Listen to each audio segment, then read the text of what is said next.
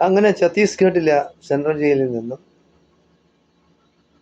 നമ്മുടെ കേരള കന്യാസ്ത്രീകൾ പുറത്തിറങ്ങിയിരിക്കുകയാണെന്ന് അവകാശവാദങ്ങൾ പല ഭാഗത്തു നിന്നും ഉണ്ടാകുന്നുണ്ട്.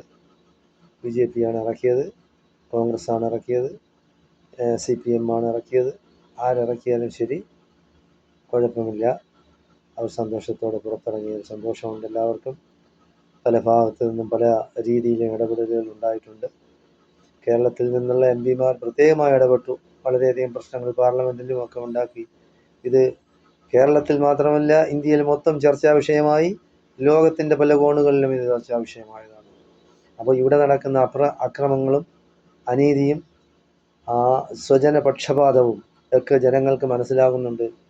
ഇന്ത്യയിലെ ആയിരുന്നാലും ശരി, കേരളത്തിലെ ആയിരുന്നാലും ശരി, ബാക്കി ലോക രാജ്യങ്ങളിലെ ആയിരുന്നാലും ജനങ്ങൾക്ക് മനസ്സിലാവുന്നുണ്ട്. ഈ അക്രമ സംഭവം എന്ന് പറയുന്നത് ബജ്രംഗ് ദൾ മാത്രമല്ല, ശ്രീരാമസേന ആയാലും RSS ആയാലും പല വേഷത്തിലും പല പേരുകളിലും അവർ അറിയപ്പെടുന്നുണ്ട്. അപ്പോൾ അവർ വിചാരിക്കുന്നതേ നടക്കൂ. ഇന്ത്യയിൽ ഇപ്പോഴത്തെ കണ്ടീഷൻ അതാണ്. നിങ്ങൾ ചാനലുകളിൽ ശ്രദ്ധിച്ചിട്ടുണ്ടെങ്കിൽ നിങ്ങൾക്കറിയാൻ കഴിയും. അവിടെ ഛത്തീസ്ഗഡിൽ തന്നെ ജീവിക്കുന്ന പല മലയാളി ക്രിസ്ത്യൻ മിഷനറി പ്രവർത്തനവുമായിട്ട് ബന്ധപ്പെട്ടവരും വിദ്യാഭ്യാസ സ്ഥാപനങ്ങൾ നടത്തുന്നവരും എല്ലാം വളരെയധികം ഭീതിയിലാണ് കഴിയുന്നത്. ഇനി അങ്ങോട്ട് വളരെയധികം ഭയക്കേണ്ടി വരും.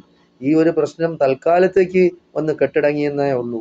അത് ജാമ്യമാണ് കിട്ടിയത്, കേസ് തീർന്നിട്ടില്ല. അതിൻ്റെ പിന്നിൽ ഒരുപാട് പ്രശ്നങ്ങൾ ഉണ്ടാവും ഇനിയും. അത് ഛത്തീസ്ഗഡിൽ ഇപ്പോഴേ ഈ പ്രശ്നം കന്യാസ്ത്രീകൾ ഇപ്പോൾ പുറത്തിറങ്ങി ജയിലിൽ നിന്ന്. ഇവിടെ രാജസ്ഥാനിൽ, ഒറീസയിൽ, ഗുജറാത്തിൽ, ബാക്കി UP-യിൽ, അങ്ങനെയുള്ള പല സ്റ്റേറ്റുകളിലും പല സംസ്ഥാനങ്ങളിലും ഇനിയും പ്രശ്നങ്ങൾ ഒരുപാടുണ്ടാവും. കേരളത്തിലെ BJPക്ക് ക്രിസ്ത്യാനികളോട് അനുഭവം എന്ന് പറയുന്നത് അവർക്ക് ഏതെങ്കിലും തരത്തിൽ പാർലമെൻറ്റിലെത്തേക്കോ അല്ലെങ്കിൽ നിയമസഭാ ഇലക്ഷൻ വരുമ്പോൾ നിയമസഭയിലേക്കോ 2-3 MLA-മാരെയോ MP-മാരെയോ അവർക്ക് കിട്ടണം. അതിനുവേണ്ടി വേറെ ആരും BJP-യുമായിട്ട് സഹകരിക്കില്ല. 2 ശക്തമായ മുന്നണികൾ കേരളത്തിലുള്ളത് കൊണ്ട് LDF ആയാലും UDF ആയാലും അതിൻ്റെ ബാക്കിലെ ആളുകൾ നിൽക്കുള്ളൂ.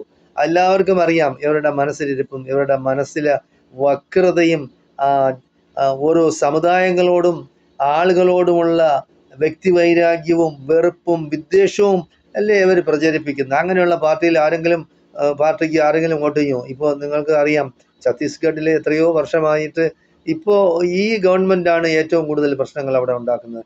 ഇനിയും പ്രശ്നങ്ങൾ അവിടെ ഉണ്ടാവും. ഇതുകൊണ്ട് തീരെയൊന്നുമില്ല. ഇവിടെ കേരളത്തിലായിരുന്നാലും പല സഭാ മേലധ്യക്ഷന്മാരും സഭയിലെ നേതാക്കന്മാരും അച്ഛന്മാരും മൈത്രാന്മാരും എല്ലാം BJP-യുടെ ഭീഷണിയിലാണ്. അതവർ പുറത്തു പറയുന്നില്ല എന്നുള്ളതേ ഉള്ളൂ.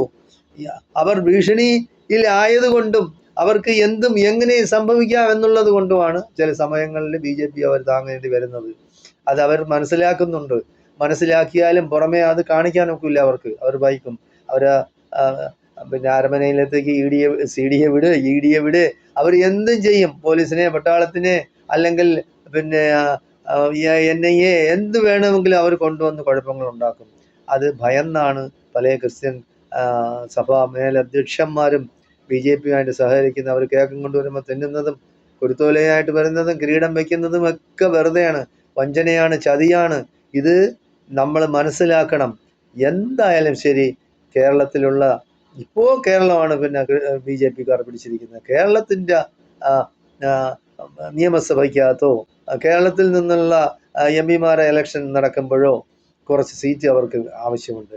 അതിനു വേണ്ടിയാണ് ക്രിസ്ത്യാനികളെ താങ്ങുന്നത്. അല്ലാതെ ക്രിസ്ത്യാനികളോട് യാതൊരു കാരണവശാലും അവർക്ക് യാതൊരു താല്പര്യമില്ല. പിന്നെ കേരളത്തിൽ ഉള്ള കുറച്ച് ക്രിസ്ത്യൻ ആൾക്കാരുണ്ട്, നേതാക്കന്മാർ, അതായത് BJP-യാണ് സഹകരിക്കുന്നവരിപ്പോൾ എന്താണ്, ഒരു അനിൽ ആൻ്റണി, അനൂപ് ആൻ്റണി, പിന്നെ PC ജോർജിൻ്റെ മകൻ, അങ്ങനെ കുറേ പേരുണ്ട്. അവർക്കെന്ന് പറയുന്നത് വേറൊന്നുമല്ല, ക്രിസ്ത്യൻ പിന്നെ സമുദായത്തിൻ്റെ ഉന്നമനോ അവരുടെ അഭ്യുദയകാംക്ഷികളോ ഒന്നുമല്ല. അവരുടെ വയറ് വീർക്കണം. അതിനുവേണ്ടി അവരെന്തും ചെയ്യും. ഒരു കുര്യനുണ്ടല്ലോ മന്ത്രി, അവസാനം എങ്ങനെയാണ് ചാനലുകളടുത്ത് സംസാരിച്ചതെന്നൊക്കെ ജനങ്ങൾ കണ്ടതാണ്. എന്തായാലും ശരി, നമ്മൾ മനസ്സിലാക്കേണ്ട സമയം അതിക്രമിച്ചിരിക്കുകയാണ്.